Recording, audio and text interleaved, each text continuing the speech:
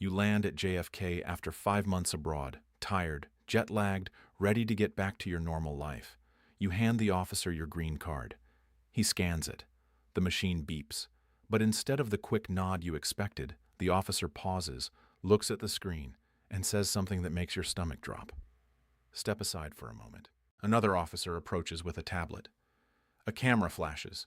Your photo is taken. You assume it's routine security. But what most travelers don't realize is that this photo is part of a biometric tracking system now monitoring every entry and exit from the United States. And here's what's changed.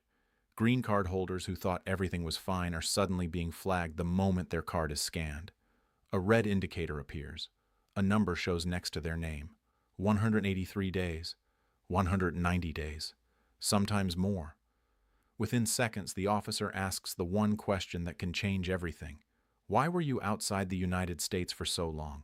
What happens in the next 5 minutes determines whether you walk out of that airport and go home, or whether your green card is taken and your future in America becomes uncertain. Most people believe the danger is the biometric photo itself. But that's not the real trap. The real trap is what the computer already knows about your travel history before the officer even speaks to you. Because the moment that card was scanned, the system pulled up a complete timeline of your exits and entries. Every departure, every return, every single day spent outside the country. And if that number crosses a certain threshold, the officer's job instantly changes. What used to be a routine entry inspection can suddenly turn into a legal investigation about whether you abandoned your residence in the United States. Hi, I'm Artur.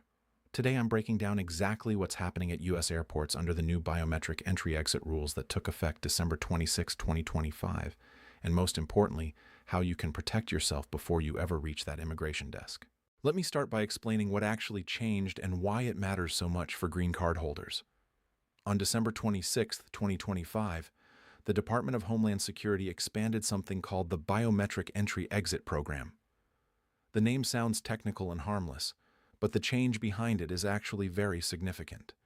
For years, the U.S. government collected fingerprints from many travelers entering the country. But now, the system has expanded far beyond fingerprints. Under the updated rule, facial recognition photography is now mandatory every time a non-U.S. citizen enters or exits the United States. That means when you arrive at an airport, the camera you face is capturing your biometric facial scan. When you leave the United States, the same thing happens again. And this doesn't just apply to tourists or visa holders. It applies to nearly everyone who is not a U.S. citizen, including lawful permanent residents. In other words, green card holders. It also applies to international students, temporary workers, and many other categories of travelers. Even groups that used to be exempt in older systems are now included. Children as young as 14.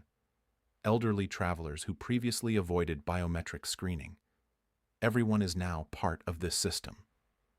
The goal of the program is simple from the government's perspective.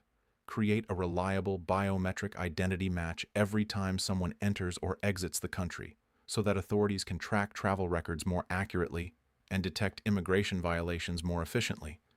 On paper, that sounds like a straightforward security measure. But the reason it matters for green card holders has less to do with the photo itself and more to do with the data connected to it. Every time that camera captures your image, the system links the photo to a specific travel event, a departure, an arrival, a location, a date. Over time, these events create a detailed digital timeline of your movements in and out of the United States. The system doesn't rely on manual records anymore. It doesn't depend on stamps and a passport that might be missing or unclear. Instead, it builds an automated travel history that officers can access instantly when your green card is scanned. And this is where things start to get serious because the data collected through this system isn't temporary. According to the policies governing the Biometric Entry-Exit Program, the information can remain stored for decades, in some cases up to 75 years.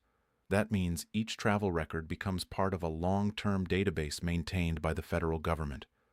When you enter the United States, the system records the time, the airport, and the identity match linked to your biometric photo.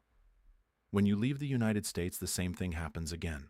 Over time, the system forms a complete pattern showing exactly how long someone stays inside the country and exactly how long they remain outside of it. For tourists, this data helps identify visa overstays. For temporary workers, it helps verify compliance with visa conditions. But for green card holders, the implications are different.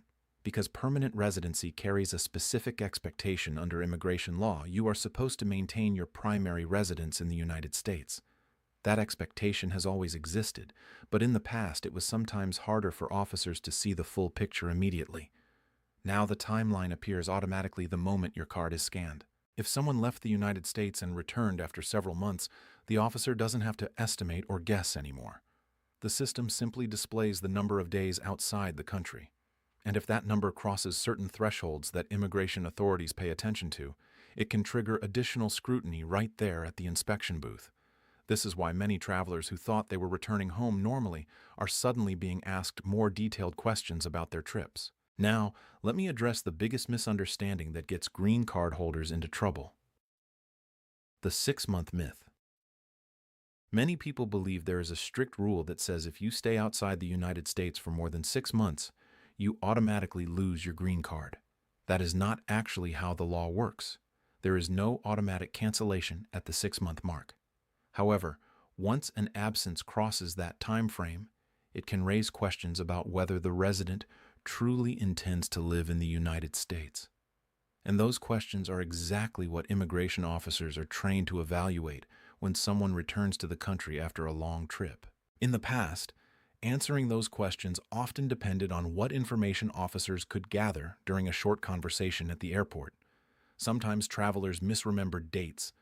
Sometimes travel histories were incomplete. Officers might ask several questions simply to understand how long someone had been away. But with the biometric entry-exit system now linking each entry and exit event automatically, that uncertainty has largely disappeared. When your green card is scanned, the system already displays your travel timeline. If you left the United States and returned 187 days later, the officer sees that number instantly. If the absence lasted even longer, the system shows that too. So instead of investigating how long you were gone, the officer's attention shifts to a different question. Why were you gone that long? And does it suggest that your life may now be centered somewhere outside the United States? Once that question appears on the officer's screen, the situation can move from routine inspection into something more serious very quickly. And this is exactly the scenario that is beginning to play out at airports across the country. A permanent resident returns after several months abroad. Maybe they were helping care for a parent. Maybe they were attending to family matters. Maybe they simply stayed longer than planned and didn't realize how the timeline would look when they returned. From their perspective, they're just coming back home. But from the perspective of the immigration system, the travel record now displayed on the screen raises a flag that needs to be evaluated. The officer scans the green card. The biometric photo is taken. The database pulls up the traveler's history and highlights the length of time spent outside the country. And then the officer asks a question that sounds simple but carries a lot of legal weight. Why were you outside the United States for more than 6 months? At that moment, many people assume the best strategy is to explain everything. They talk about the illness of a family member. They describe business responsibilities overseas. They apologize for staying longer than expected. They try to show honesty by sharing as many details as possible. But inside that airport booth, the conversation is not happening in a casual or sympathetic setting. It is happening inside a legal framework where every statement can be interpreted through immigration law. Officers are trained to document answers carefully, especially when a case may involve questions about residency. And once statements are recorded, they become part of the official record describing why the traveler remained outside the United States for an extended period. That is why so many immigration attorneys warn permanent residents about something that seems counterintuitive at first. Sometimes the biggest mistake people make at the airport is talking too much, not because honesty is wrong, but because unstructured explanations can unintentionally create a narrative suggesting that a person's real life may now exist outside the United States.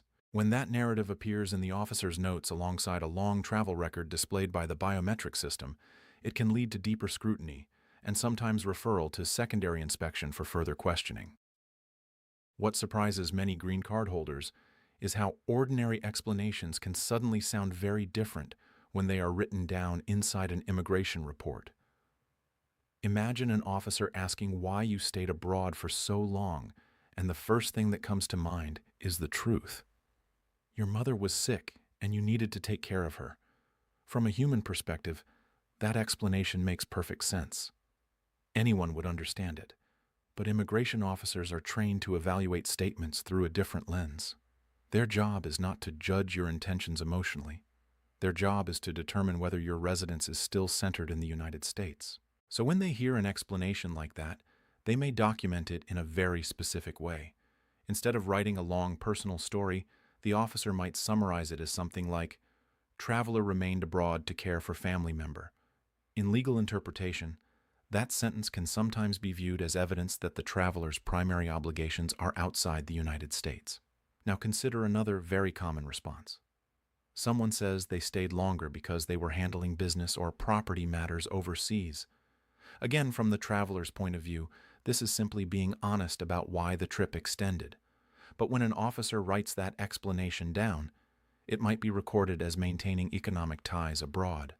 That phrase carries a lot of meaning in immigration law because one of the key questions officers examine is whether a permanent resident's financial and professional life is primarily based in another country. Even something as simple as saying, "I didn't realize the trip had become so long," can sometimes work against a traveler. An officer might note that the individual appeared unaware of residency obligations tied to permanent resident status.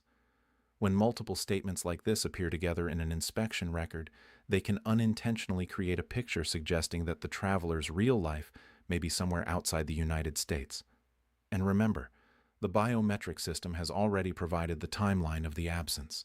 The officer doesn't need to establish how long the person was gone. That part is already verified by the database. The conversation at the airport is often focused on interpreting what that absence means. This is why immigration law includes something called the totality of circumstances test. It's an important concept because it protects permanent residents from losing their status based on a single factor alone. Just being outside the United States for more than 6 months does not automatically mean someone abandoned their residence. Officers and immigration judges are required to look at the bigger picture. They evaluate a range of circumstances that help determine where a person's real home is located. For example, do you maintain a job in the United States? Do you file U.S. tax returns as a resident? Do you have a house or apartment here? Are members of your immediate family living in the country? Do you maintain financial accounts and daily life connections inside the United States? And perhaps most importantly, did you intend to return to the United States as your primary residence even while you were temporarily abroad? All of these elements together form the broader context that immigration law considers when evaluating whether permanent residency has been abandoned. In many situations, travelers who spent extended time abroad still have strong evidence showing that their life remains anchored in the United States. They may have employment waiting for them, a lease or home they maintain, tax filings that show continued residency, and family members living with them in the country. Those factors can be extremely important protections under the law, but here is the challenge that often arises during airport questioning. The totality of circumstances test is meant to evaluate a full set of facts over time, often with legal guidance and documentation. The conversation at an airport inspection booth, on the other hand, happens quickly. Sometimes when a traveler is exhausted from a long flight and caught off guard by unexpected questions. If someone begins giving long explanations that focus heavily on activities abroad while barely mentioning the ties they maintain in the United States, the initial narrative created during that conversation may not reflect the full picture of their life. That is why immigration attorneys often emphasize a very specific strategy when answering questions during border inspections. Keep responses factual, direct, and focused on the core point that matters most under immigration law. Your residence remains in the United States. Because of how these airport conversations can shape an officer's first impression of your situation, immigration attorneys often recommend a mindset that is surprisingly simple but extremely powerful. Think of it as a disciplined communication strategy. The goal is not to argue with the officer, not to refuse cooperation, and certainly not to lie. The goal is to answer questions clearly, while avoiding the instinct many people have to fill the silence with unnecessary explanations. Officers are trained to ask open-ended questions for a reason. When someone feels nervous or pressured, they often start talking more than the question actually requires. They volunteer extra details, jump between topics, and unintentionally introduce information that shifts the focus away from their ties to the United States. In immigration law, voluntary statements carry weight. If a traveler offers information that suggests their work, family responsibilities, or daily life are primarily based abroad, that information can become part of the record, even if the officer never directly asked for it. This is why many attorneys describe the safest approach as answering the question that was asked and then stopping. Short factual responses keep the conversation grounded in the key point that matters most under residency rules, that your primary home remains in the United States, and that your trip abroad was temporary. You are cooperating. You are being truthful. But you are also staying focused on the legal concept that defines permanent resident status.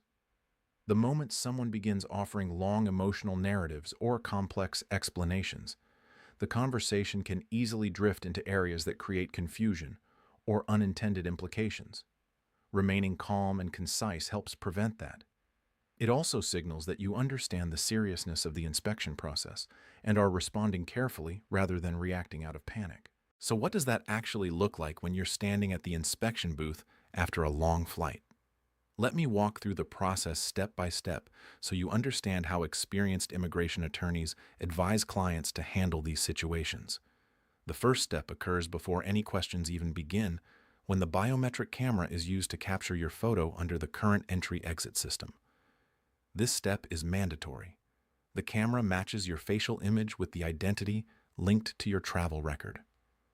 Refusing the photo can immediately create additional complications because the biometric capture is now part of the required inspection process. The simplest approach here is to cooperate fully and remain calm. The photo itself is not the issue. It's simply the system verifying your identity and connecting the entry event to your travel history. After that, the officer will usually begin with very basic questions. They may ask for your name, your address in the United States, and the country you are returning from. These questions are routine and should be answered honestly and directly. If the officer asks where you live, provide your U.S. address. If they ask where you traveled from, name the country. Keep each response simple and factual. No additional stories are needed at this stage. Eventually, if the travel timeline displayed in the system shows a long absence, the officer may move to the question that often causes the most anxiety. They might say something like, "I see that you were outside the United States for 6 months and 15 days. Why were you away for so long?" This is the moment where many travelers feel the urge to explain everything in detail, but experienced attorneys often recommend keeping the answer structured around 2 essential points: acknowledging the reason for the visit and clearly stating that your residence remains in the United States. A response might be as straightforward as saying you were visiting family and that you always intended to return to your home in the United States. That answer addresses the question without expanding into unnecessary territory. It communicates the temporary nature of the trip and reinforces the central fact that matters under immigration law, that your primary residence remains in the country you are returning to. Sometimes the conversation ends there and the officer simply returns your documents. But if the system has highlighted a longer absence, the officer may continue asking questions to better understand your situation. This is where travelers often begin to feel pressure, especially if the officer starts typing notes into the computer or writing information down while you speak.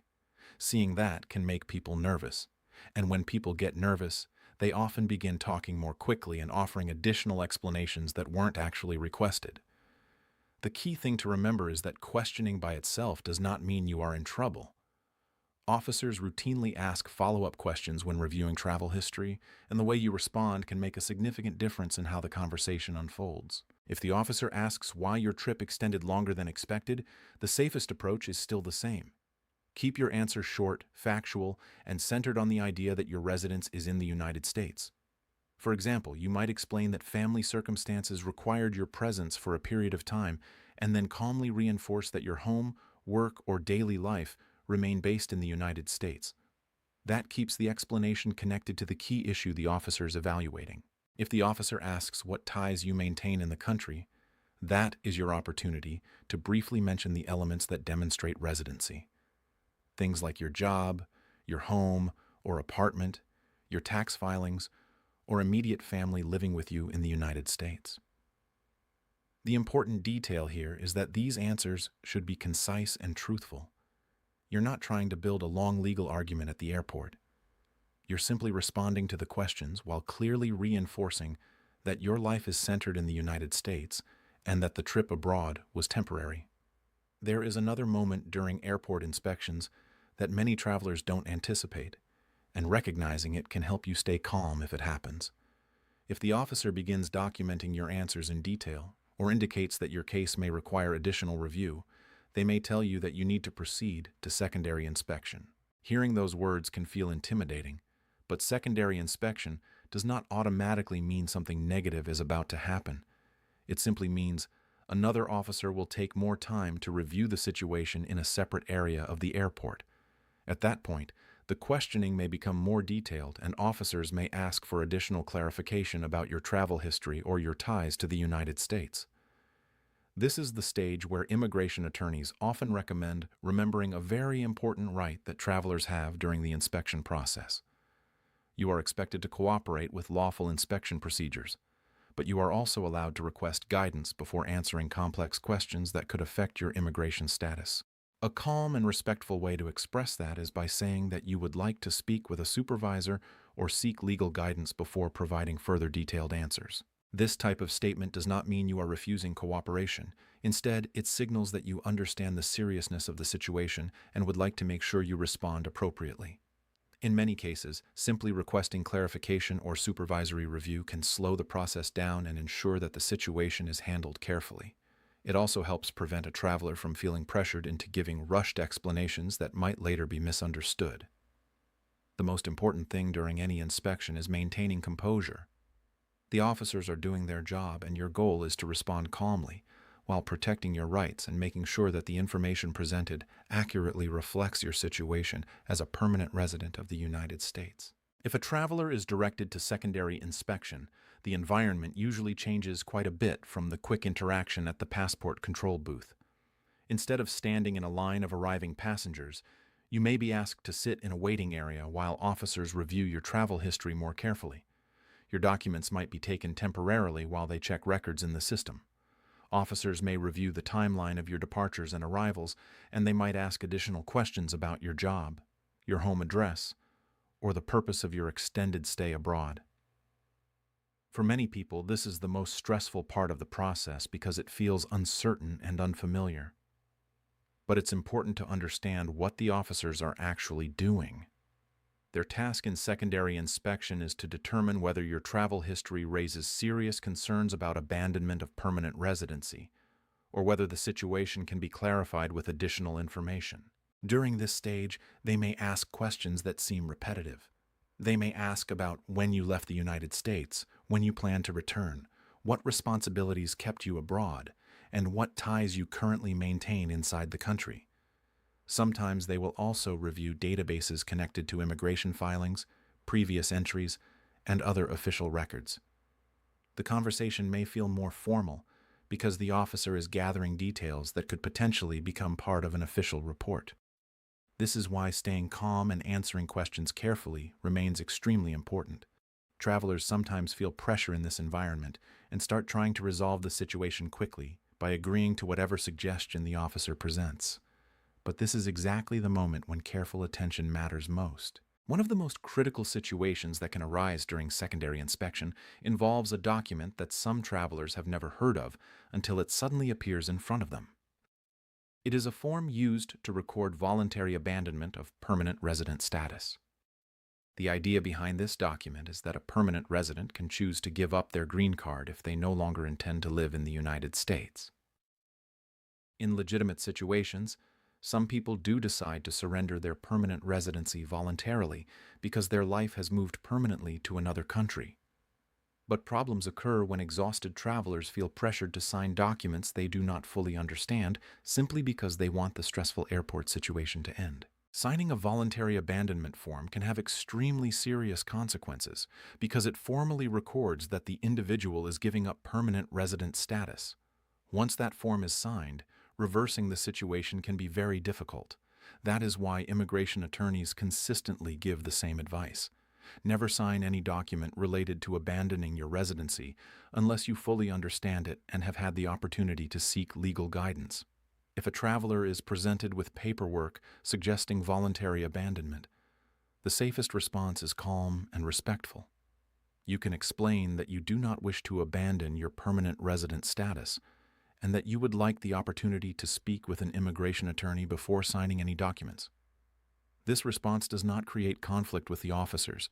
Instead, it clearly communicates that you intend to maintain your lawful status and that you want to handle the situation properly. Remember that the inspection process is ultimately about determining whether someone has actually given up their residence in the United States. If your intention has always been to maintain your home in the country, that is an important fact, and it should never be replaced by signing a document in a stressful moment that suggests the opposite. I'm Artur, and I'll see you in the next video.